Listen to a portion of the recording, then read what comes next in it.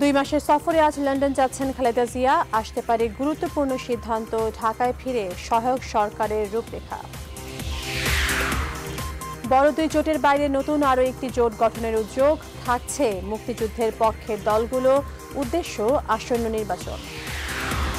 3 দিনের ব্যস্ত সফর শেষে আজ ঢাকা ছাড়বেন শ্রীলঙ্কার প্রেসিডেন্ট। এবছরই মুক্ত বাণিজ্য চুক্তির আশ্বাস। সারা দেশে বন্যা পরিস্থিতি অপরিবর্তিত, কিছু কিছু স্থানে অবনতি, ত্রাণ ও বিশুদ্ধ পানির সংকট। এবং মাদকে সয়লাভ কুমিল্লা, কোটি কোটি টাকার ব্যবসা, যুক্ত রাঘব বোয়াল থেকে শুরু করে তৃণমূল পর্যন্ত।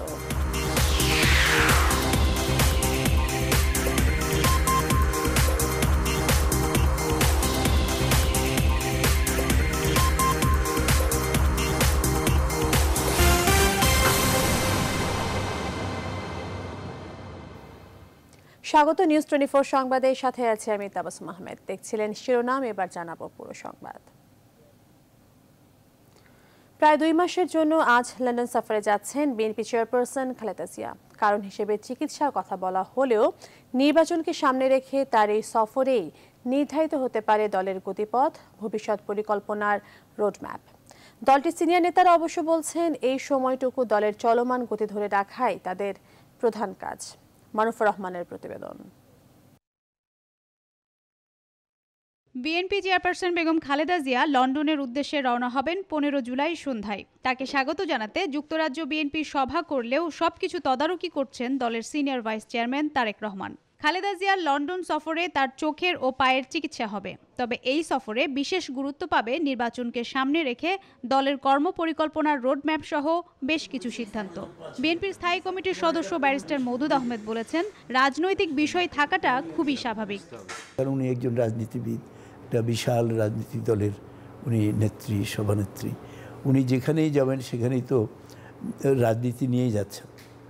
সুতরাং এখন আমরা যেটা করব সেটা হলো যে উনি ফিরে আসার পর আমরা যে বলেছিলাম যে আমরা নির্বাচনের একটা রূপরেখা দেব, সেটা নিয়ে চূড়ান্ত একটা সিদ্ধান্ত হবে। তারপরে জাতির উদ্দেশ্যে তিনি তার রূপরেখা উপস্থাপন করবেন। দলীয় সূত্র বলছে, লন্ডন সফরে তারেক রহমানের সঙ্গে নির্বাচনকালীন সহায়ক সরকার নিয়ে বিস্তারিত আলোচনা করবেন বিএনপি চেয়ারপারসন। আর দেশে ফিরেই জাতির সামনে সহায়ক সরকারের ফর্মুলা দেবেন, জানাবেন নির্বাচন নিয়ে বিএনপির ভাবনার কথা।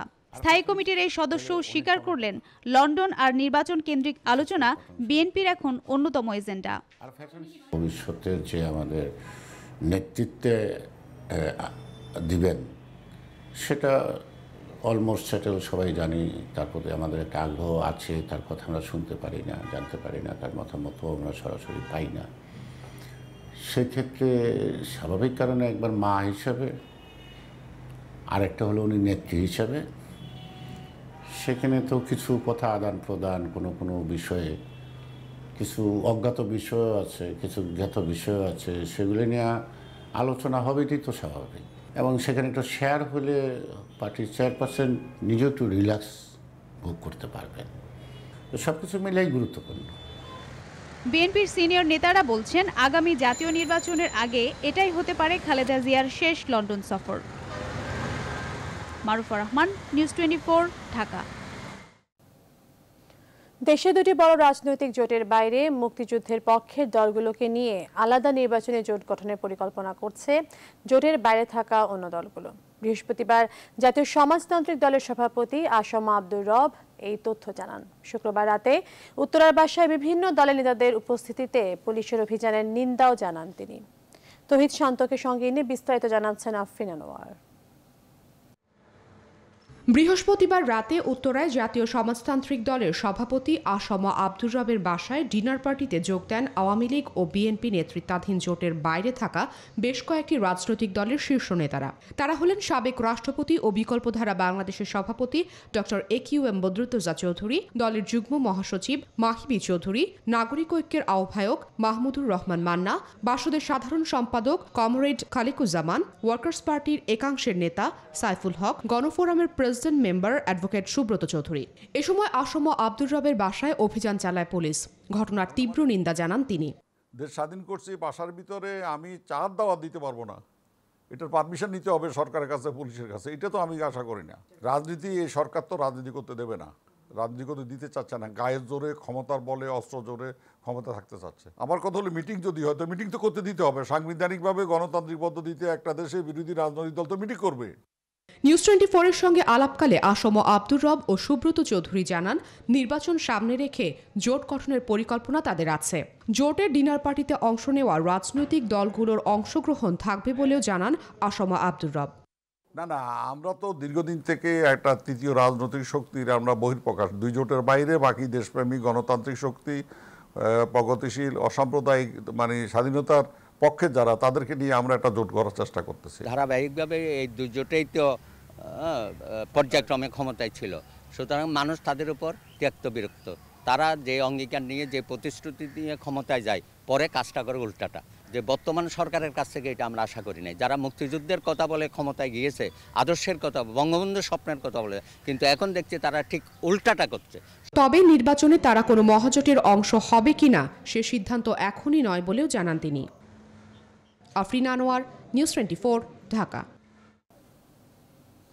প্রথম দেশ হিসেবে শ্রীলঙ্কার সঙ্গে মুক্ত বাণিজ্য চুক্তি করবে বাংলাদেশ। প্রধানমন্ত্রীর কার্যালয়ে প্রধানমন্ত্রী শেখ হাসিনা এবং শ্রীলঙ্কার প্রেসিডেন্ট মাইথ্রিপালা সিরিসেনার বৈঠকে এই সিদ্ধান্ত হয়েছে। তাদের উপস্থিতিতে দুই দেশের মধ্যে সই হয়েছে একটি চুক্তি এবং 13টি সমঝোতা স্মারক। এদিকে 3 দিনের সফর শেষে আজ ঢাকা ছাড়বেন শ্রীলঙ্কার প্রেসিডেন্ট। শাহ আলী জয়ের প্রতিবেদন। শুক্রবার সকালে তেজগাঁয়ে প্রধানমন্ত্রীর কার্যালয়ে পৌঁছলে শ্রীলঙ্কার প্রেসিডেন্ট মাইথ্রিপালা সিরিসেনাকে স্বাগত জানান প্রধানমন্ত্রী শেখ হাসিনা। দুই নেতার একান্ত বৈঠকের পর শুরু হয় দুই দেশের শীর্ষ বৈঠক। এতে গুরুত্ব পায় দুই দেশের ব্যবসা বাণিজ্য বাড়ানোর বিষয়। দুই দেশের বর্তমান বাণিজ্যের পরিমাণ যেখানে মাত্র 8 কোটি মার্কিন ডলার, তা বাড়ানোর বিষয়ে সম্মত হয় দুই পক্ষ। পরে শেখ হাসিনা ও মাইথ্রিপালা সিরিসেনার উপস্থিতিতে সই হয় চুক্তি ও সমঝোতা স্মারক। এফটিএ কনক্লুড করার জন্য আমাদের প্রধানমন্ত্রী এবং প্রেসিডেন্ট সর্বসম্মতিক্রমে সিদ্ধান্ত নিয়েছেন যে দু দেশের মধ্যে 2017তেই এফটিএ সাইন হবে, এবং এর জন্য যে নেগোসিয়েশন করা, যে স্টাডি করা, এগুলো যেন শেষ হয়। বাংলাদেশের সাথে কারো এফটিএ নেই, সুতরাং যদি 2017তে এফটিএ হয় তাহলে এটাই হবে প্রথম বাংলাদেশের কোনো দেশের সাথে এফটিএ। শ্রীলঙ্কার সঙ্গে ভিসা অব্যাহতি চুক্তির ফলে সে দেশে ভিসা মুক্ত প্রবেশের অধিকার পাবেন বাংলাদেশি নাগরিকেরা। মোটামুটি আমাদের দু দেশের ইকোনমিক এবং বিজনেস রিলেশনশিপকে স্ট্রেনথেন করা তো আছেই, সাথে সাথে পলিটিক্যাল রিলেশনশিপের একটা স্পষ্ট কিছু জিনিস এর মধ্যে ফুটে উঠেছে। প্রধানমন্ত্রী শেখ হাসিনার আমন্ত্রণে বৃহস্পতিবার 3 দিনের রাষ্ট্রীয় সফরে বাংলাদেশে এসেছেন শ্রীলঙ্কার প্রেসিডেন্ট। শ্রীলঙ্কার রাষ্ট্রপতির এই সফরের মধ্যে সবচেয়ে বেশি গুরুত্ব পাচ্ছে দু দেশের মধ্যে বাণিজ্যিক সম্পর্ক আরও সুদৃঢ় করার বিষয়টি। এ কারণে প্রথম দেশ হিসেবে শ্রীলঙ্কার সঙ্গে মুক্ত বাণিজ্য চুক্তি করতে যাচ্ছে বাংলাদেশ। আর এই চুক্তির অভিজ্ঞতাকে কাজে লাগিয়ে ভবিষ্যতে আরও কয়েকটি দেশের সঙ্গে একই ধরনের চুক্তি করার আগ্রহ রয়েছে বাংলাদেশের। শাহ আলী জয়, নিউজ 24, ঢাকা। উত্তরে বন্যা পরিস্থিতির আরও অবনতি হয়েছে। সিরাজগঞ্জে নতুন করে বাঁধ ধসে প্লাবিত হয়েছে বেশ কিছু গ্রাম। কুড়িগ্রামে ব্রহ্মপুত্র ও ধরলার পানি কমেছে, তবে এখনও বইছে বিপদসীমার উপরে। এ অবস্থায় দুর্গত এলাকায় পানিবাহিত রোগ ছড়িয়ে পড়ার শঙ্কা তৈরি হয়েছে। প্রতিনিধিদের পাঠানো তথ্য ছবিতে রয়েছে ডেস্ক রিপোর্ট। বন্যা পরিস্থিতির চরম অবনতি হয়েছে সিরাজগঞ্জে। বৃহস্পতিবার রাতে জেলার বাহুকায় বন্যা নিয়ন্ত্রণ বাঁধের 50 মিটার ধসে যায়। এতে আশপাশের অন্তত 3টি গ্রামের সহস্রাধিক বাড়ি প্লাবিত হয়েছে। আকস্মিক জলাবদ্ধতায় ওয়াবদা বাঁধ ও বিভিন্ন স্কুলে আশ্রয় নিয়েছেন ক্ষতিগ্রস্ত মানুষ। ঘর ব্যাংকে সব বেঁচে চলে আছে এবং বহু আমাদের সাইকেল বহু টাকা পয়সা বেঁচে চলে গেছে স্যার। বাঁধটা ভেঙে যায়, আমার বাড়িঘর সব ধ্বংসের পথে। এখন আমরা সব আতঙ্ক হয়ে যা বলতে চলে গেছে। আমার ব্যাপক ক্ষতি হয়েছে। যে পরিমাণে পানি ঢুকতেছে তাতে অনেক বাড়িঘরে এই জায়গা থেকে ভেঙে বিলীন হয়ে যেতেছে এবং বাড়িঘরের খুব করুণ অবস্থা। ভাঙন রোধে কাজ শুরু হয়েছে বলে জানিয়েছে সিরাজগঞ্জ পানি উন্নয়ন বোর্ড।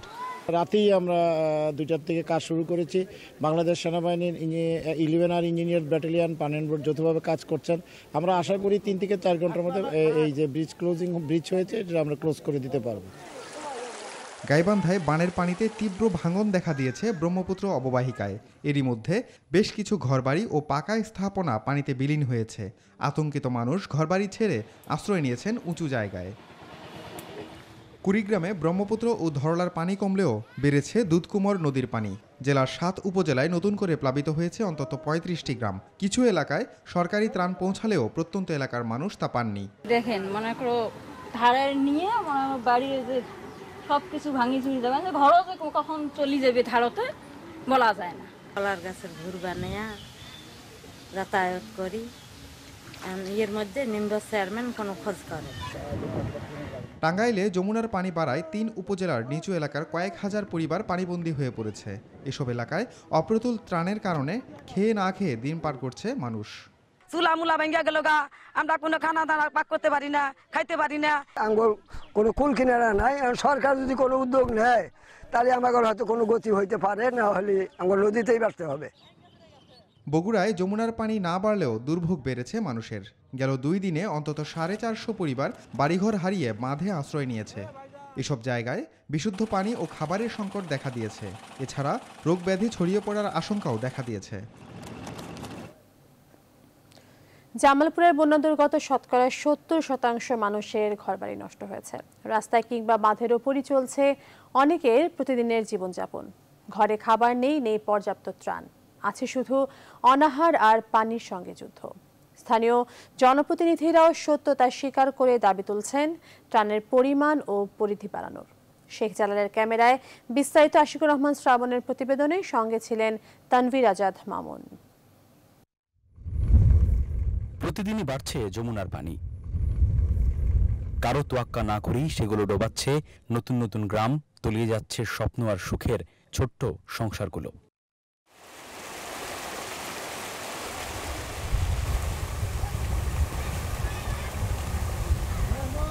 পানির সঙ্গে যুদ্ধে পরাজিত মানুষগুলো তাই সামান্য সম্বল নিয়ে ঘর ছেড়ে আশ্রয় কেন্দ্র কিংবা শুকনো জায়গার সন্ধানে। সেই তালিকায় শিশু যুবকের পাশাপাশি আছেন বৃদ্ধ বৃদ্ধাও।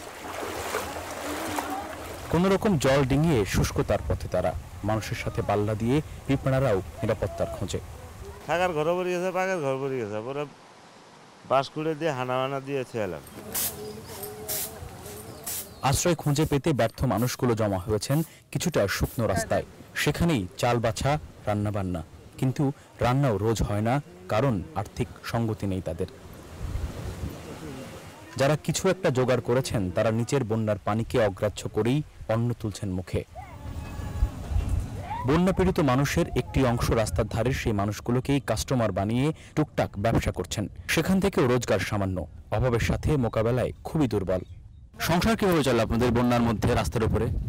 খুবই কষ্ট চলতে আসছে, বুঝছেন। 1-200 টাকা ইনকাম করে মনে করেন খুবই ডাল ভাত আলাই কোনোরকম খাওয়ায়। 7 দিন ধরে চলা বন্যা মোকাবেলায় ত্রাণের অপ্রতুলতার অভিযোগ নিত্যদিনের। অভিযোগের পাল্টা উত্তর নেই জনপ্রতিনিধিদের কাছে। 7 টন সরকারি বরাদ্দ পেয়েছি, তাতে আমি 700 পরিবারকে মাল দিতে সক্ষম হয়েছি। আমার কমপক্ষে 20,000 পরিবারকে মাল দেওয়া প্রয়োজন, সরকারি ত্রাণ দেওয়া প্রয়োজন। একটা পরিবারের মিনিমাম 5 থেকে 7,000 বা কারো 10,000 টাকার প্রয়োজন প্রতি পরিবারের। তাতে আপনার মনে করেন মিনিমাম 10 থেকে 15 লাখ টাকা মানে ঘর মেরামতের জন্য প্রয়োজন। পরিসংখ্যানের বাইরেও একটা জীবন আছে। সেই জীবনে জামালপুরের বন্যা দুর্গত মানুষগুলো জয়ী নয়, ভীষণভাবে পরাজিত। কারণ অসীম অভাব, উদ্যোগ সামান্য। প্রকৃতি বিরূপ, বিপন্ন। তার বিপরীতে নিরস্ত্র নিরন্ন মানুষগুলোকে যুদ্ধ করতে হচ্ছে সরকারি পর্যাপ্ত ত্রাণ সাহায্য ছাড়াই। এই বাস্তবতা তারা বলছেন যে আসলে সঠিকভাবে আক্রান্তদের এবং দুর্গতদের পরিসংখ্যান ঠিকঠাক করা না গেলে তৈরি হতে পারে ভয়াবহ মানবিক বিপর্যয়, আক্রান্ত হতে পারে আরও অনেক নতুন মানুষ। আশিকুর রহমান শ্রাবণ, নিউজ 24, ইসলামপুর, জামালপুর। সাতক্ষীরা সুন্দরবন সংলগ্ন কপোতাক্ষ, খোলপেটুয়া ও চুনা নদীর পানির বেড়িবাঁধে ব্যাপক ভাঙন দেখা দিয়েছে। এতে আতঙ্কের মধ্যে বসবাস করছেন উপকূলবর্তী আশাশুনি ও শ্যামনগরের প্রায় 6 লাখ মানুষ। পানি উন্নয়ন বোর্ডের অসাধু কর্মকর্তা ও ঠিকাদারদের দুর্নীতি বাঁধ ভাঙনের কারণ অভিযোগ জনপ্রতিনিধি সহ এলাকাবাসীর। শাকিল ইসলাম জির তথ্য ছবিতে ডেস্ক রিপোর্ট। সাতক্ষীরা পানি উন্নয়ন বোর্ডের অধীনে ৮০০ কিলোমিটার বন্যা নিয়ন্ত্রণ বেড়ি বাঁধ নির্মাণ করা হয়। এর মধ্যে উপজেলার আশাশুনি ও শ্যামনগর বন্যা নিয়ন্ত্রণ বাঁধের ৩০০ কিলোমিটার এলাকায় ব্যাপক ভাঙন ও ফাটল দেখা দিয়েছে। এতে ঝুঁকিতে রয়েছে এসব উপজেলার ৬ লক্ষাধিক মানুষ। এলাকার ভেড়িবাঁধগুলো এতই দুর্বল, রাত্রে যখন একটানা বর্ষণ চলতে থাকে এবং মেঘের গর্জন হয় তখন আমরা ঘুমাতে পারি না, রাত্রে বসে থাকি, কখন এই ভেড়িবাঁধগুলো ভেঙে যায়। এই মুহূর্তে যদি এলাকা ভেঙে যায় এখানে চিংড়ি চাষ, ধানের জমি বা এলাকার লোকজন খুব বিপদে পড়ে যাবে। আমাদের সকলের দাবি যে এই নদীবাঁধটা খুটখুট করে যে ঠুকঠুক করে বাঁশ কটি দিয়ে ঠিক না করে যদি স্থায়ীভাবে ঠিক করে দিত তাহলে আমাদের সকলের শান্তিতে বসবাস করতে পারতাম। বাঁধ ভাঙনে পানি উন্নয়ন বোর্ডের অসাধু কর্মকর্তা ও ঠিকাদারদের দুর্নীতিকে দায়ী করলেন স্থানীয় জনপ্রতিনিধি সহ এলাকাবাসী।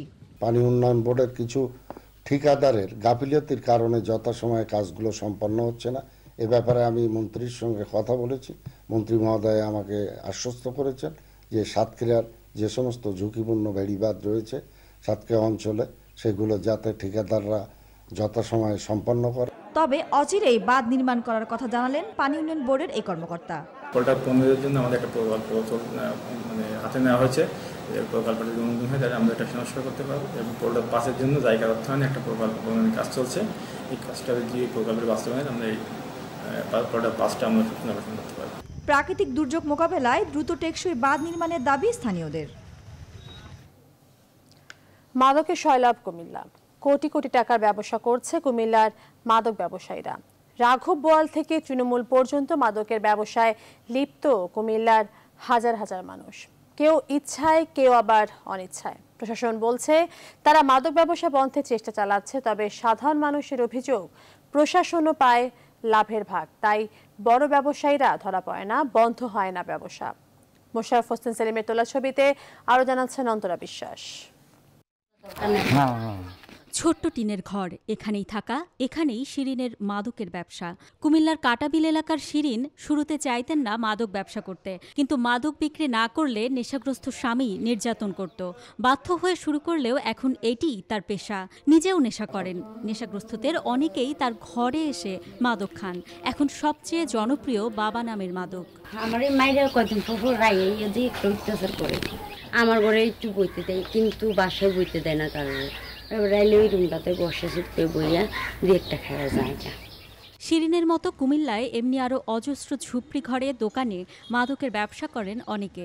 এলাকার ক্ষমতাবানরাই মাদক ব্যবসার মূল কারিগর বলে অভিযোগ ক্ষুদ্র মাদক ব্যবসায়ীদের, তাই চাইলেও ছাড়তে পারেন না ব্যবসা।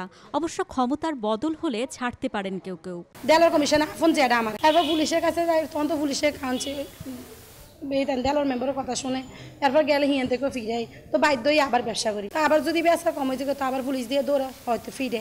এরকম করে শুধু আমার বেলায় কেনা, মানে 17 ওয়ার্ডে যত মহিলা আছে যত পুরুষ আছে তারা দিয়ে মাদক ব্যবসা আছে। পুলিশের নিয়ে মিটিং করতো, প্রতিদিন পরে ব্যানার টাঙ্গাইতো সরকারে দিয়ে যে মাদক বদ্ধ, আবার উনির লগে আমরা লাইনে যাইলে আবার মাদক স্টার দিত। আমার 5-10-15 মামলা ছিল, উনিই দিছে। বর্ডার খুব কাছে, তাই সহজেই ভারত থেকে মাদক আনতে পারেন অনেকে। মাদক ব্যবসাও বেশ লাভজনক। এটি বাংলাদেশ ইন্ডিয়ার সীমান্ত এবং এটির ঠিক এই প্রান্তেই যেমন কয়েকটি ঘরবাড়ি রয়েছে, ঠিক অপর প্রান্তেও রয়েছে কয়েকটি ঘরবাড়ি, যে কারণে এখান থেকে মাদক ব্যবসা করাটা অনেক সুবিধাজনক হয়ে যায়। কারণ একজনের আত্মীয় দেখা যায় এক দেশের এক পাশে থাকে, আরেকজনের আত্মীয় ঠিক লাগোয়া বাড়িতেই থাকে। প্রশাসনের নাকের ডগায় মাদকের নেশায় ডুবছে তরুণ সমাজের একাংশ। প্রশাসন জেনেও কিছু করছে না, এমন অভিযোগ কুমিল্লাবাসীর। বাস্তবিকতে 2015 সালের চাইতে 2016 সালে এখানে মাদক উদ্ধার প্রায় দ্বিগুণ হয়েছে এবং 2016 সালে যে পরিমাণ মাদক উদ্ধার হয়েছে তা 2017 সাল এপ্রিলে তার চাইতে আরও বেশি মাদক উদ্ধার হয়েছে। প্রকৃতপক্ষে কী পরিমাণ মাদক প্রবেশ করে সেই তথ্য আমাদের কারো হাতে নেই, তবে আমাদের উদ্ধার কার্যক্রম তৎপরতা অতীত বছরগুলোর চাইতে এখন অনেক অনেক অনেক বেশি। ক্ষমতাবান মাদক ব্যবসায়ীরা প্রশাসনকে ঘুষ দিয়ে প্রভাবিত করে ব্যবসা করে, এমন অভিযোগ আছে। যারা বেছে আমার থেকে বেশি সরকার জানে, প্রশাসন জানে। আমার করলে আমি হেল্প করতে পারি, আমার যারা তারা অ্যারেস্ট করার ক্ষমতা নাই। মাঝে মাঝে তৃণমূল পর্যায়ে মাদক ব্যবসায়ীদের গ্রেপ্তারের খবর আসে, কিন্তু ক্ষুদ্র ব্যবসায়ীদের অভিযোগ রাঘব বোয়ালরা থেকে যাচ্ছে ধরাছোঁয়ার বাইরেই। অন্তরা বিশ্বাস, নিউজ 24, কুমিল্লা। নিউজ 24 সংবাদের এই পর্যায়ে নিচ্ছি বিরতি, আমাদের সাথেই থাকুন।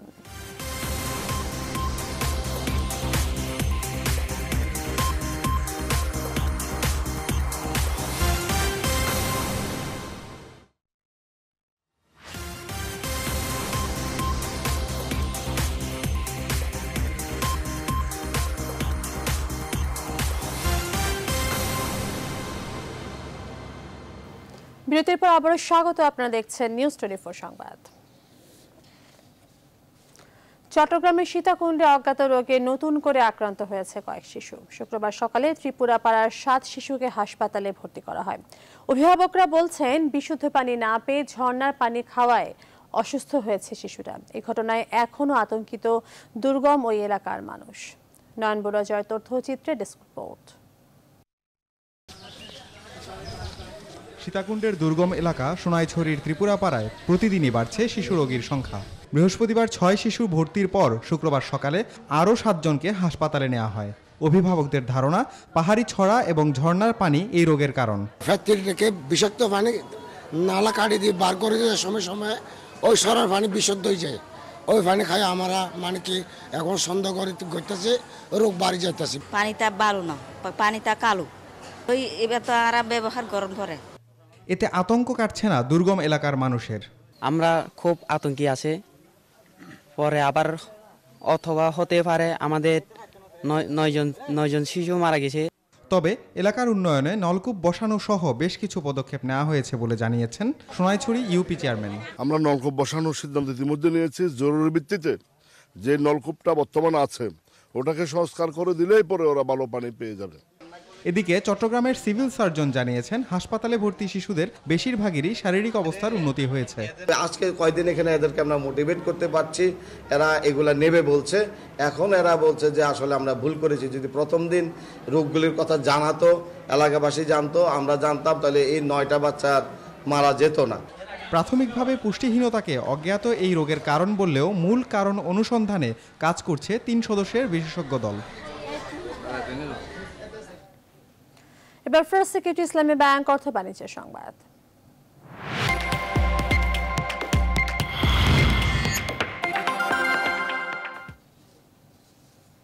নতুন ঘর সাজাতে একই ছাদের নিচে পাওয়া যাচ্ছে ঘর সাজানোর প্রায় সব পণ্য। রাজধানীর ইন্টারন্যাশনাল কনভেনশন সিটি বসুন্ধরার লাইটিং এক্সপো ঘুরে দেখা যায় ঘর সাজানোর পণ্যের পসরা সাজিয়ে বসেছেন ব্যবসায়ীরা। ছুটির দিন হওয়ায় ক্রেতা সমাগমও চোখে পড়ার মতো।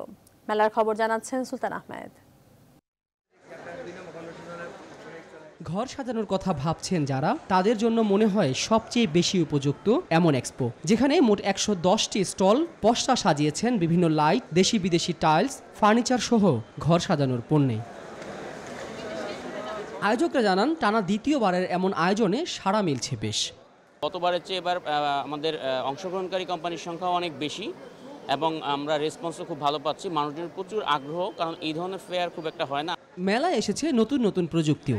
এছাড়া বিদ্যুৎ সাশ্রয়ী লাইটের বাজার সম্প্রসারণের কথা বলছেন ব্যবসায়ীরা। স্মার্ট ভিডিও ডোরবেল, যেটার মাধ্যমে পৃথিবীর যে কোনো প্রান্ত থেকে আপনার বাসায় কে আসছে বা কে যাচ্ছে তো মোবাইল ফোনের মাধ্যমে আপনি দেখতে পারবেন। এলইডি লাইটটাকে আমরা বাংলাদেশের জনগণের কাছে ফোকাস করতে চাচ্ছি। এলইডি লাইটের কারণটা হচ্ছে যে আপনার ইনিশিয়াল প্রাইস এটা বেশি, বাট আপনার পাওয়ার কনজাম্পশন কিন্তু প্রায় 85% কম দেন এনি আদার লাইটস। নানামুখী পণ্য ও ডিসকাউন্টে খুশি আগতরাও। এখানে আমরা যে সলিউশন দিচ্ছি, পাশের স্টলে দেখা যায় অন্য টাইপের সলিউশন দিচ্ছে, তো একবারে ওরা অনেক টাইপের সলিউশন একটা জায়গায় পাচ্ছে আন্ডার ওয়ান রুফ। তো এটা খুবই ভালো একটা দিক। যারা অনেক ম্যাটেরিয়াল চাচ্ছেন তারা এখানে এসে ঘুরে গেলে একসঙ্গে অনেক কিছু দেখতে পাবেন। শনিবার শেষ দিনে মেলা আরও জমবে আসা আয়োজকদের। সুলতান আহমেদ, নিউজ 24, ঢাকা। নিউজ 24 সংবাদের সময় হলো আরো একটি বিরতির, আমাদের সাথেই থাকুন।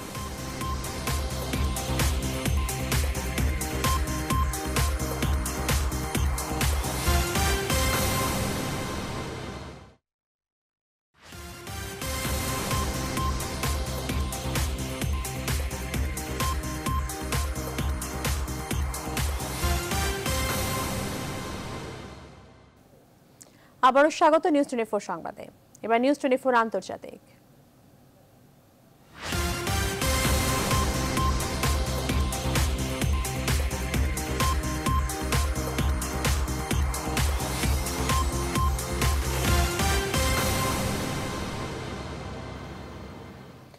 উত্তর পূর্ব লন্ডনের 5টি অ্যাসিড হামলার ঘটনায় জড়িত সন্দেহে এক কিশোরকে আটক করেছে পুলিশ। বৃহস্পতিবার রাতে লন্ডনের হ্যাকনি, স্টোক, নিউইংটন ও ইসলিংটনে মাত্র 1.5 ঘন্টার মধ্যে এসব হামলা হয়। প্রত্যক্ষদর্শীরা জানান, দুষ্কৃতকারীরা লোকজনের মুখমণ্ডলে অ্যাসিড ছুঁড়েই মুহূর্তের মধ্যে পালিয়ে যায়। এই ঘটনায় আহতদের বিভিন্ন হাসপাতালে চিকিৎসা দেওয়া হচ্ছে। এদের মধ্যে একজনের অবস্থা আশঙ্কাজনক বলে জানিয়েছে কর্তৃপক্ষ। আকস্মিক এই অ্যাসিড হামলার ঘটনায় জড়িত সন্দেহে এ পর্যন্ত একজনকে আটক করা হলেও অন্যদের খোঁজে অভিযান চলছে বলে জানিয়েছে পুলিশ। ধারণা করা হচ্ছে, সম্প্রতি ব্রিটেনে বিদ্বেষমূলক বিভিন্ন কর্মকাণ্ড বেড়ে যাওয়ার মধ্যেই একের পর এক অ্যাসিড হামলার খবর পাওয়া যাচ্ছে।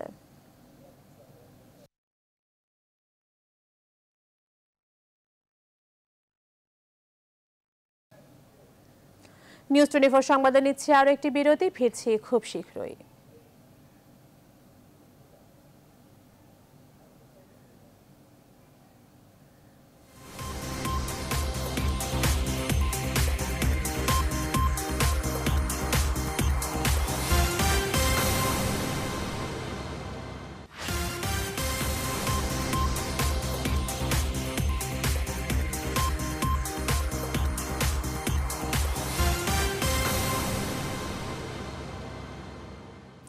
আবারও স্বাগত, দেখছেন নিউজ 24 সংবাদ। এবার নিউজ 24 স্পোর্টস।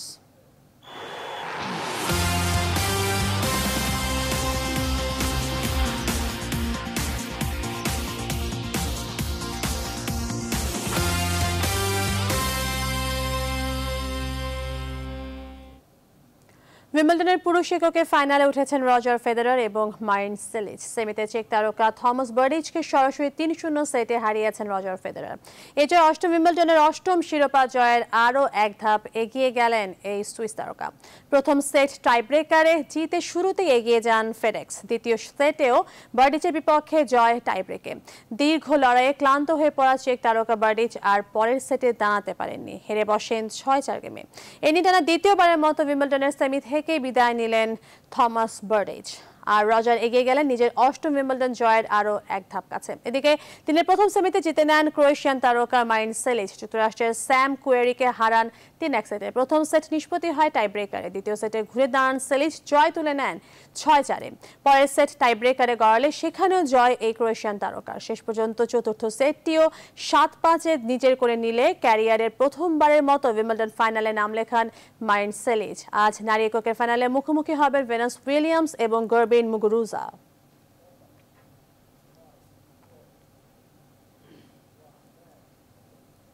আসছে বোর্ড সভায় জাতীয় দলের স্পেন কোচ নিয়ে চূড়ান্ত ফয়সালা হবে বলে জানিয়েছেন বিসিবি সভাপতি নাজমুল হাসান পাপন। টাইগারদের নির্বাচক প্যানেলের মেয়াদ শেষ যারা আছেন তাদের চুক্তি বাড়বে কিনা কিংবা নতুন কাউকে সিলেক্টর কোটায় আনা হবে কিনা সেগুলো নিয়েও এ মাসের বোর্ড মিটিংয়ে আলাপ হবে। এছাড়াও তামিম ইকবালের হঠাৎই কাউন্টি থেকে ফেরা নিয়ে গণমাধ্যমের সঙ্গে আলাপ করেছেন বোর্ড প্রেসিডেন্ট। নাজমুস সাকিবের প্রতিবেদন। দেশের ক্রিকেট যতটা এগিয়েছে সবই নাজমুল হাসান পাপনের আমলেই হয়েছে। বিসিবি সভাপতি হিসেবে সমালোচনার ঊর্ধ্বে উঠেছেন জাতীয় দলের সাফল্য দিয়েই। বোর্ড প্রেসিডেন্টের শক্ত নেতৃত্ব, ছোট থেকে বড় সব ভূমিকায় সদা উপস্থিতি ছিল। জাতীয় দলের স্পিন কোচ নিয়োগ নিয়ে অনেকদিনই চলছে গুঞ্জন। বড় বড় নামও নাকি তালিকায় আছে, নতুন করেও প্রস্তাব আসছে। বিসিবি সভাপতি জানালেন সবশেষ আপডেট। কয়েকটা সমস্যা ছিল, কয়েকজন অলরেডি বুকড আছে আপনার আরও 3 মাস। যেগুলো সবচেয়ে বেশি ধরেন পছন্দের তালিকায় এসছে, দেখা যাচ্ছে তারা অলরেডি বুক, আর 2 মাস বা 3 মাস পরে তারা ফ্রি হয়ে যাচ্ছে। সো ওখানে একটা আমাদের চিন্তার বিষয় আছে যে 2-3 মাস অপেক্ষা করবো না আরেকজনকে নিয়ে নিব যে নাকি 3 নাম্বার বা 4 নাম্বারে আছে। বোর্ড মিটিংটা যদি আমরা বসে আমরা একটা সিদ্ধান্ত নিতে পারবো বলে আমার ধারণা। নির্বাচকদের মেয়াদ শেষ হয়েছে গেল 30 জুন। নির্বাচক ইস্যুতে বোর্ড মিটিংয়েই ফয়সালা হবে। যারা আছে তারাই এক্সটেনশন পাবে অথবা নতুন কেউ ঢুকবে। সো একটু এইটা যখন আমরা করতে যাই তার আগে তাদের পারফরমেন্স নিয়ে একটু আলোচনা হয়। তো ওই আলোচনার আগে আসলে স্পেসিফিক কিছু বলা কঠিন। দ্বিতীয়ত অল্টারনেট কি আছে সেটাও আসবে। হঠাৎই দেশসেরা ওপেনার তামিম ইকবাল কাউন্টি থেকে ফিরেছেন ব্যক্তিগত কারণ দেখিয়ে। গণমাধ্যমে যে গুঞ্জন উঠেছে সেটা শুনেছেন নাজমুল হাসান পাপন। কিন্তু তামিমের সম্মানে সবাইকেই এই বিষয়ে বাড়াবাড়ি না করতে অনুরোধ করেছেন বোর্ড প্রেসিডেন্ট। আমার মনে হয় তামিমের মতো একজন খেলোয়াড়কে এইটুক সম্মান আমাদের দেখানো উচিত, এটা এখানেই শেষ করে ফেলা উচিত আমি মনে করি। তবে কোনো ঘটনা যদি কখনো ঘটে আমি রিকোয়েস্ট করব সবাইকে, সব খেলোয়াড়কে তারা যেন সাথে সাথে আমাদের সাথে যোগাযোগ করে এবং আমাদেরকে ঘটনাটা জানায়, আমরা যাতে অ্যাপ্রোপ্রিয়েট ব্যবস্থা নিতে পারি, শুধু ওই ঘটনাটার জন্য না, যাতে ভবিষ্যতে এ ধরনের ঘটনা না ঘটে। বিসিবি সভাপতি হিসেবে সফলতা অনেক, সামনেই নির্বাচন, বোর্ড কিভাবে চালাতে হয় সেটারও একটা উদাহরণ দিলেন তিনি। আমার যখন যেটা মনে হয়েছে দলের জন্য, দেশের জন্য ভালো, আমি করেছি। আমি জানি এটা করলে অনেকেই আমার বিরুদ্ধে চলে যাবে, কিন্তু আমি নাজমুস সাকিব, নিউজ 24। দেরি করি নাই নিতে। দর্শক, এবারে আমাদের নিয়মিত আয়োজন সংবাদপত্র পর্যালোচনা। শুরুতে জেনে নিচ্ছি ঢাকা থেকে প্রকাশিত সংবাদপত্রগুলোর প্রধান প্রধান শিরোনাম। আমার হাতে প্রথমে আছে বাংলাদেশ প্রতিদিন। বাংলাদেশ প্রতিদিন যে শিরোনামটি সবচেয়ে প্রাধান্য দিয়ে করেছে সেটি হলো কোন্দল থামছে না দুই দলে, রাশ টানতে হিমশিম আওয়ামী লীগ, তুচ্ছ ঘটনায় বিবাদ বিষমবাদে বিএনপি।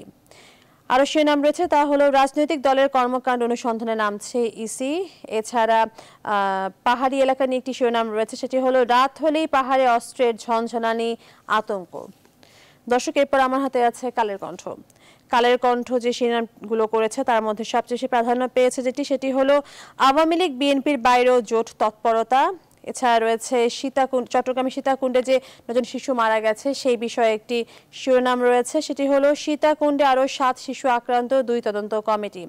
এছাড়া শ্রীলঙ্কার প্রেসিডেন্ট ভ্রমণ করে গেছেন বাংলাদেশে, সেটি নিয়ে একটি শিরোনাম রয়েছে, সেটি হলো শ্রীলঙ্কার সঙ্গে এবছরই মুক্ত বাণিজ্য চুক্তি, হাসিনা সিরিসেনা বৈঠক শেষে 14 MOU ও চুক্তি সই। এরপর রয়েছে প্রথম আলো। প্রথম আলো যে শিরোনাম করেছে সেগুলো হলো তৎপরতা বাড়ছে বাংলাদেশে, আল কায়দা, যুক্তরাষ্ট্রের প্রতিনিধি পরিষদের উপকমিটি শুনানিতে বিশেষজ্ঞ মত। এছাড়া রয়েছে বিএনপি নির্বাচনী পথনকশা ডিসেম্বরে, এখন 3 কাজ নিয়ে ব্যস্ত দলটি। এছাড়া পাট নিয়ে একটি শিরোনাম তারা করেছে, সেটি হলো পাটের নতুন জাতের যাত্রা শুরু। আমার হাতে আছে যুগান্তরের পর। যুগান্তর যে শিরোনামগুলো করেছে সেটি হলো মালয়েশিয়ায় 47,000 কোটি টাকা পাচার, আলোচিত সেকেন্ড হোম। এছাড়া রয়েছে তৃতীয় জোট নীতি শিরোনাম করেছে, সেটি হলো প্রধান লক্ষ্য সুষ্ঠু নির্বাচন। এছাড়া রয়েছে বন্যা দুর্গতদের নিয়ে শিরোনাম, সেটি হলো পর্যাপ্ত ত্রাণ নেই, চরম কষ্টে দিন কাটছে বানভাসীর।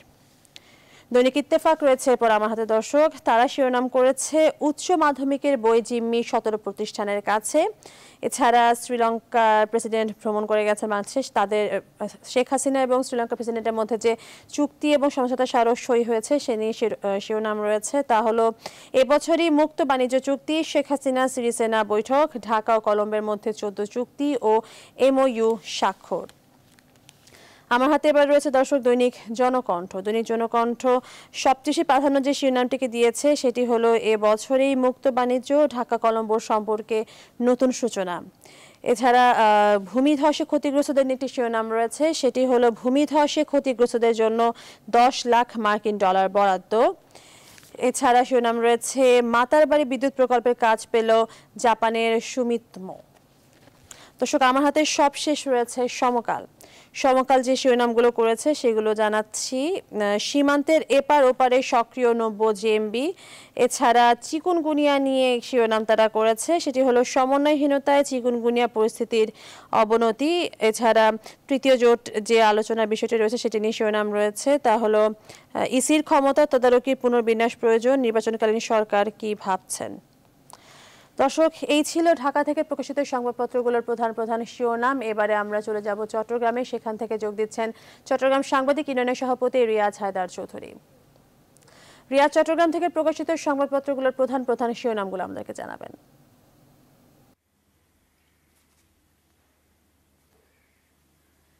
ধন্যবাদ তাবাসসুম। চট্টগ্রামের প্রায় সবকটি কাগজেই জলাবদ্ধতা নিরসনে চট্টগ্রামের জন্য বিশেষ বরাদ্দের কথা আছে এবং চট্টগ্রামের বেশ কিছু উন্নয়ন প্রকল্পের কথা আছে। এছাড়া চট্টগ্রামের সীতাকুণ্ডে অজ্ঞাত রোগ যেটি নিয়ে বিশেষ করে শিশুরা আক্রান্ত হচ্ছেন সেটি বিষয়ে ফলো আপ প্রতিবেদন আছে। দৈনিক আজাদী চট্টগ্রামের সবচেয়ে পুরনো যে কাগজ, সেই কাগজের প্রধান শিরোনাম হয়েছে পাসপোর্ট অফিসের সেবার মান নিয়ে। তারা বলছেন সেবার মান বেড়েছে পাসপোর্ট অফিসে এবং তবুও কেন দালালদের শরণাপন্ন হয় মানুষ। এদিকে জলাবদ্ধতা নিরসনে 6,000 কোটি টাকার মেগা প্রকল্পের কথা জানিয়েছেন গৃহায়ন ও গণপূর্ত মন্ত্রী এবং চট্টগ্রামের সবচেয়ে প্রবীণ নেতা ইঞ্জিনিয়ার মোশাররফ হোসেন। তিনি গতকাল চট্টগ্রাম প্রেস ক্লাবে এই সংক্রান্ত একটি তথ্য উপস্থাপন করেন এবং সাংবাদিকদের সাথে মত বিনিময়কালে তিনি আরও বেশ কিছু তথ্য দেন। এটি নিয়ে অন্যতম প্রধান প্রতিবেদন করেছে দৈনিক আজাদী। এদিকে সীতাকুণ্ডের উপজেলা প্রশাসন থেকে পুষ্টিকর খাবার বিতরণ করা হয়েছে অজ্ঞাত রোগে আক্রান্তদের পরিবারের কাছে এবং ত্রিপুরাপাড়ায় আরও 7 শিশু আক্রান্ত হয়েছে বলে খবর প্রকাশ করেছে এই কাগজটি। এবং বাংলাদেশের সাথে শ্রীলঙ্কার যে বৈঠক মুক্ত বাণিজ্য চুক্তি এবছরই হবে এবং আশাবাদ জানিয়ে আরেকটি বিশেষ প্রতিবেদন করেছে এই কাগজ। এদিকে ভিয়েতনাম থেকে আমদানি করা চাল দুর্যোগে ক্ষতিগ্রস্ত এলাকায় যাবে প্রথম চালান শিরোনামে আরেকটি খবর দৈনিক আজাদী বিশেষ গুরুত্ব সহকারে ছেপেছে। দৈনিক পূর্বকোণ চট্টগ্রামের আরও একটি বহুল প্রচারিত কাগজ, যেটিতে চট্টগ্রামের রাজনীতিতে বহুল আলোচিত হেফাজত ইসলাম, যারা কিনা বিশেষ করে হাটহাজারী মাদ্রাসা কেন্দ্রিক, এবং আজ সেই মাদ্রাসা কেন্দ্রিক নিয়ন্ত্রণ প্রতিষ্ঠার বিষয় নিয়ে একটি বৈঠকের খবর তারা ছেপেছেন দৈনিক পূর্বকোণে, যেটিতে বলা হচ্ছে আজ শুরা বৈঠকে গুরুত্বপূর্ণ পদ পাচ্ছেন, কৌমিদের নিয়ন্ত্রণ যাচ্ছে আনাসের হাতে। আনাস অর্থাৎ আনাস মাদানী, যিনি কিনা হেফাজত ইসলামের আমির আল্লামা শাহ আহমেদ শফির পুত্র। এদিকে লন্ডন সফরে যাচ্ছেন, ব্যক্তিগত সফরে যাচ্ছেন বেগম খালেদা জিয়া, বিএনপির চেয়ারপারসন। এই খবরটিও বিশেষ গুরুত্ব সহকারে ছাপা হয়েছে এই কাগজে। এবং নগর ছাত্র দলের নেতা ভাঙচুর মামলায় গ্রেফতার হয়েছেন, এটিও গুরুত্ব সহকারে ছাপা হয়েছে। এবং ত্রিপুরা পাড়ায় আতঙ্ক কাটছে না, আক্রান্ত শিশুরা সুস্থ হচ্ছে বলে খবর প্রকাশ করেছে দৈনিক পূর্বকোণ। দৈনিক পূর্বদেশ চট্টগ্রামের আরও একটি বহুল প্রচারিত কাগজ, যেটি কিনা তারা প্রধান প্রতিবেদন করেছেন সিডি অর্থাৎ চট্টগ্রাম উন্নয়ন কর্তৃপক্ষের 3টি মেগা প্রকল্প নিয়ে। তারা বলছেন বদলে যাবে নগরীর দৃশ্যপট। হকারদের শৃঙ্খলায় আনতে চট্টগ্রাম সিটি কর্পোরেশন কঠোর অবস্থানে যাচ্ছে বলে আরেকটি অনুসন্ধানী খবর তারা বিশেষ গুরুত্ব সহকারে ছেপেছেন। এবং আমদানির পর পাইকারিতে দাম কমেছে, খুচরায় এখনও 44 টাকার নিচে চাল নেই শীর্ষক একটি বাজার পরিস্থিতি বিষয়ক প্রতিবেদন ছেপেছে এই কাগজ। দৈনিক সুপ্রভাত বাংলাদেশ চট্টগ্রামের আরও একটি বহুল প্রচারিত কাগজ, যেটিতে বলা হচ্ছে চট্টগ্রামের বস্তিবাসীরাও ফ্ল্যাটে উঠবেন।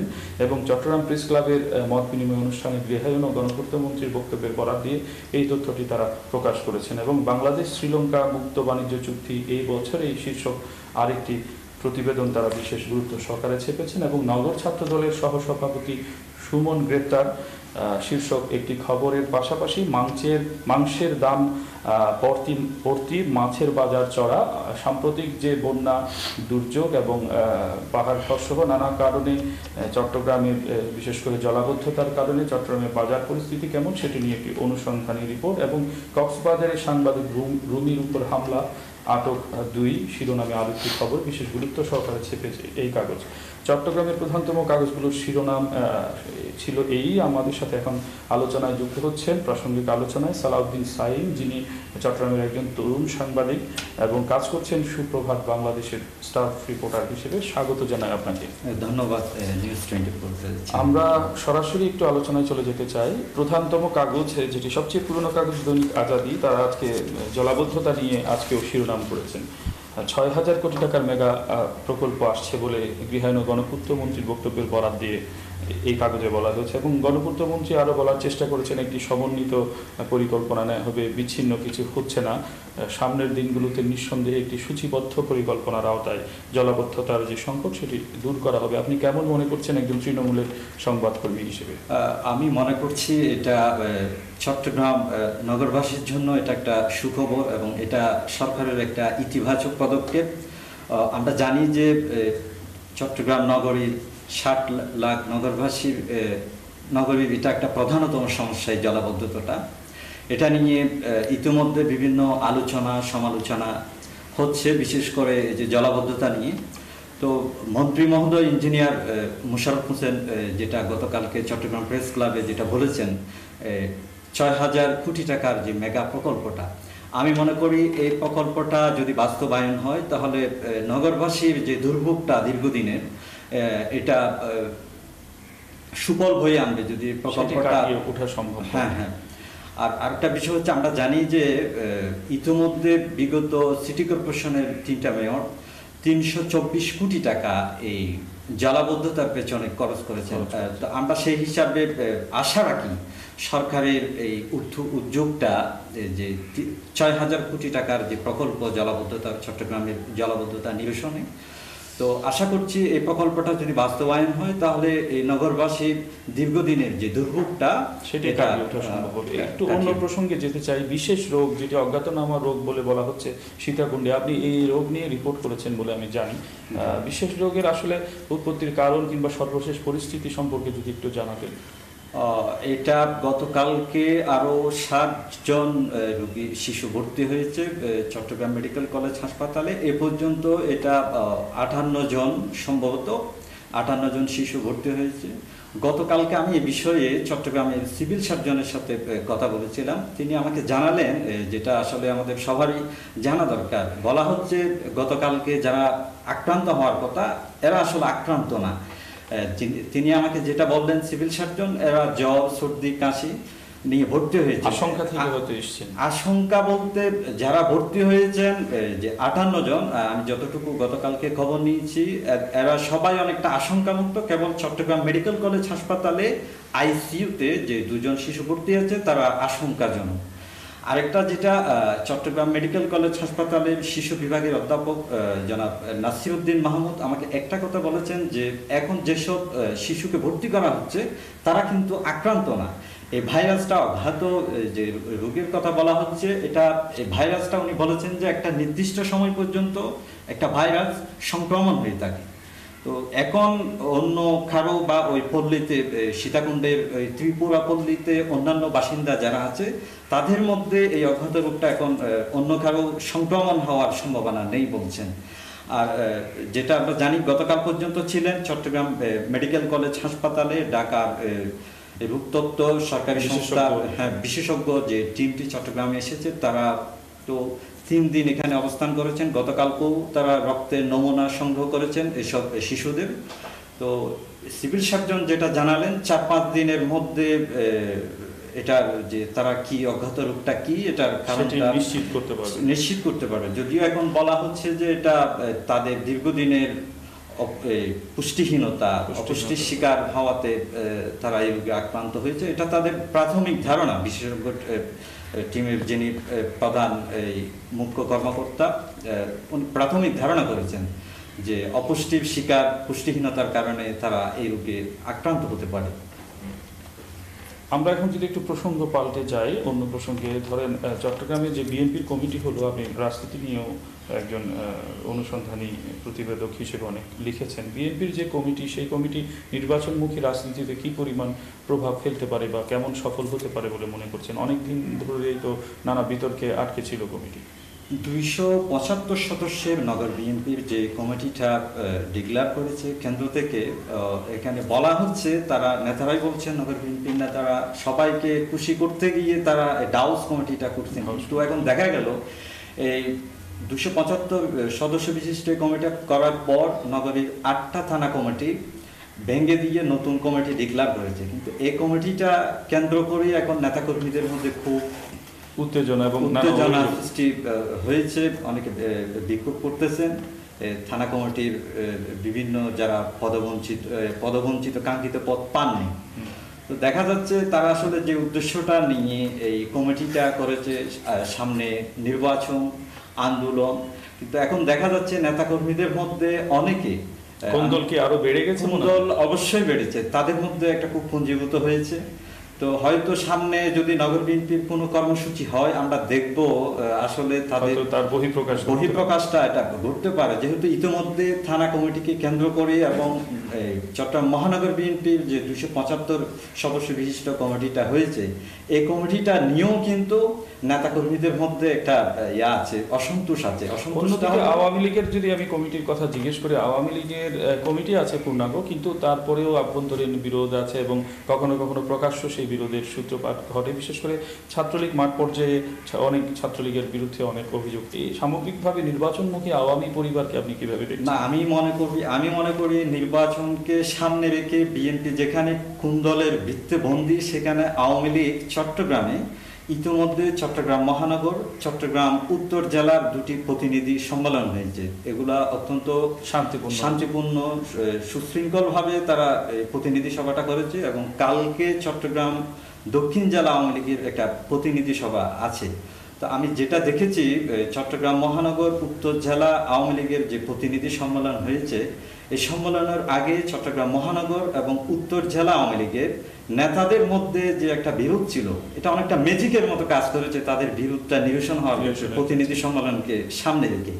ঠিক তদ্রুপ কালকে আগামীকাল যে চট্টগ্রাম দক্ষিণ জেলা আওয়ামী লীগের প্রতিনিধি সম্মেলন আছে, আমরা জানি যে এখানকার ভূমি প্রতিমন্ত্রী সাইফুজ্জামান চৌধুরী জাভেদ এবং জেলা আওয়ামী লীগের সভাপতি মুসলিম উদ্দিন আহমেদের সাথে দীর্ঘদিনের একটা বিরোধ ছিল, কিন্তু এই প্রতিনিধি সম্মেলনকে সামনে রেখে তাদের বিরোধটা কিন্তু ঘুচিয়ে গেছে।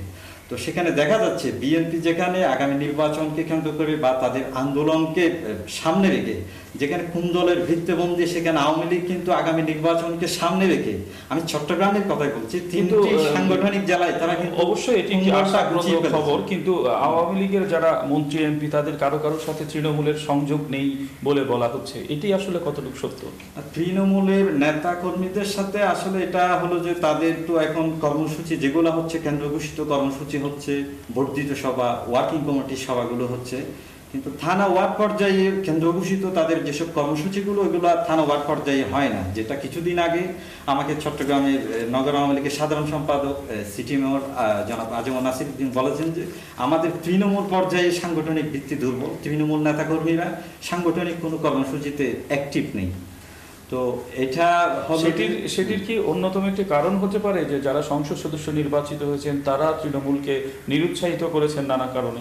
এটা তো আমি দেখেছি যে নগর আওয়ামী লীগের বিভিন্ন সভায়, আমি মহানগর কমিটির কথা বলছি, নগর আওয়ামী লীগের সভাপতি জনাব মহিউদ্দিন চৌধুরী উনি প্রায় সময় বলেছেন যে স্থানীয় যারা সংসদ সদস্য আছেন তাদের সাথে তারা দলীয় কোনো কর্মকাণ্ডে সম্পৃক্ত নেই, এলাকার মানুষের সাথে তাদের কোনো সম্পৃক্ততা নেই। তো এটা একটা কারণ আপনি যেটা বলছেন যে নেতাকর্মীদের সাথে, তৃণমূল নেতাকর্মীদের সাথে স্থানীয় সংসদ সদস্য যারা আছেন তারা তো সাংগঠনিক কর্মকাণ্ডে, তারা বলছেন যে তারা মন্ত্রণালয়ের কারণে বা সংসদের কারণে সময় দিতে সরকারি ব্যস্ততার কারণে তারা সাংগঠনিক কর্মকাণ্ডে অংশ নিতে পারছেন না। কিন্তু বাস্তবতা হলো যারা স্থানীয় যারা সংসদ সদস্য তাদের তো একটা দায়বদ্ধতা থাকে সংগঠনের প্রতি, যেটা নগর আওয়ামী লীগের সভাপতি এবং সাধারণ সম্পাদক ইতিমধ্যে বলেছেন। তারাও প্রত্যাশা করছেন যে এই তৃণমূল কর্মকাণ্ডে বা তারা তাদের অবস্থান থেকে সাংগঠনিক কর্মকাণ্ডে ভূমিকা রাখবেন, প্রত্যেকটা কর্মসূচিতে অংশ নেবেন। এটি কি আরেকটি কারণ হতে পারে যারা প্রাক্তন ছাত্র নেতা এবং যুব নেতা তারা অনেকেই দীর্ঘদিন ধরে কাঙ্ক্ষিত পদ বঞ্চিত হয়ে দল থেকে নিজেদের গুটিয়ে নিয়েছেন, এটাও কি একটা কারণ? বঞ্চিত নেতা যারা আছে, আওয়ামী লীগ তো আমরা জানি, আওয়ামী লীগের কথাই বা বিএনপির কথাই, এটা বৃহত্তম একটা সংগঠন, এখানে তো অনেকগুলা নেতাকর্মী আছে। তো স্বাভাবিকভাবে তাদের কমিটি যেগুলো হয় এখানে তো সবার তাদের কমিটি, বিএনপির চেয়ে আওয়ামী লীগের কমিটির পরিধি কিন্তু অনেকটা ছোট হয়। হ্যাঁ, যেমন আপনি নগর বিএনপি দেখেন 275, পক্ষান্তরে নগর আওয়ামী লীগের কমিটি হলো মেবি 71 সদস্য বিশিষ্ট।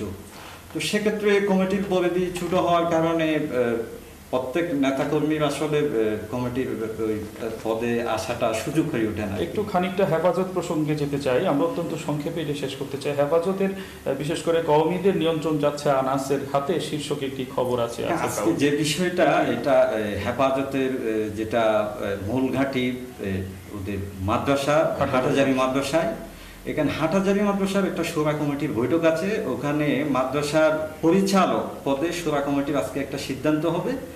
এখানে যে বিষয়টা এখন আজকে আলোচনায় এসেছে সেটা হলো যে মাদ্রাসার পরিচালক পদে হেফাজত আমির, মাদ্রাসার মহাপরিচালক আল্লামা শাহ আহমদ শফির ছেলে আনাস মাদানি, উনি ওই পদে আসীন হওয়ার একটা খবর বা সম্ভাবনার কথা বলছেন অনেকে। বিষয়টা হলো যে আমরা জানি যে হেফাজতের আমির এখনো দীর্ঘদিন ধরে অসুস্থ, তিনি এখনো নাকি অসুস্থ আছেন। তো যেটা শোনা যাচ্ছে যে উনি জীবিত থাকা অবস্থায় বা এখন যেহেতু তিনি অসুস্থ, ওই অবস্থায় হাটহাজারী মাদ্রাসার ওই শিক্ষা পরিচালক পদে ওনার ছেলেকে বসানো বা ওনার ছেলেকে জায়গা করে দেওয়ার একটা কথা শোনা যাচ্ছে। এটা কারণটা হলো যে ওনার যদি মৃত্যু হয় বা তাহলে পরবর্তীতে হাটহাজারী মাদ্রাসার মহাপরিচালক পদে হেফাজত আমিরের যে পদটা হাটহাজারী মাদ্রাসার মহাপরিচালক, ওই পদে আনাস মাদানী স্বাভাবিকভাবে মাদ্রাসা পরিচালকের পদ থেকে ওই পদে আসীন হওয়ার ইয়ে আছে, সুযোগ আছে। সারা দেশের যে কওমি মাদ্রাসা ব্যাপার যেটা ওটা নিয়ন্ত্রণে কিন্তু স্বাভাবিকভাবে আনাস মাদানীর হাতে যাবে যদি তিনি মাদ্রাসা পরিচালক পদে আসীন হন।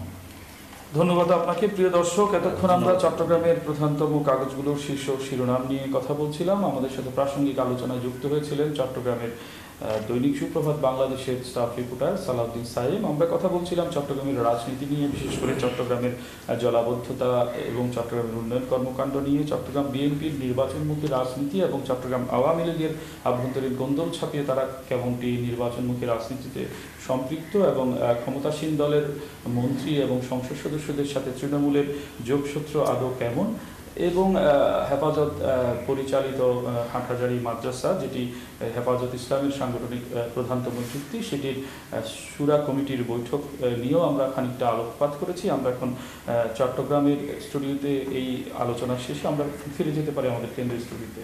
ধন্যবাদ অবশ্যই। রিয়াজ হায়দার, আপনাকে অসংখ্য ধন্যবাদ। দর্শক, আমাদের নিয়মিত আয়োজন সংবাদপত্র পর্যালোচনায় চট্টগ্রাম সাংবাদিক ইউনিয়নের সভাপতি রিয়াজ হায়দার চৌধুরী যোগ দিয়েছিলেন। নিউজ 24 সংবাদ শেষ করার আগে শিরোনামগুলো আরও একবার।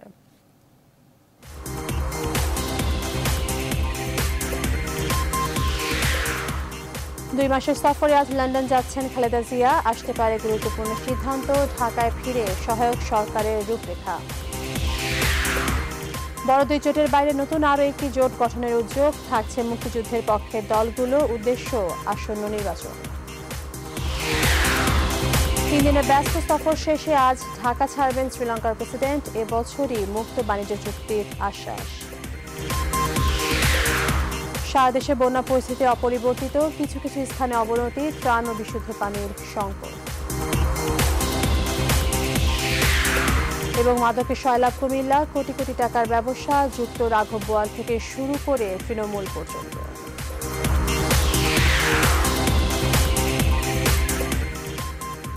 নিউজ 24 সংবাদ এখন এ পর্যন্ত। এতক্ষণ সাথে থাকার জন্য ধন্যবাদ সবাইকে।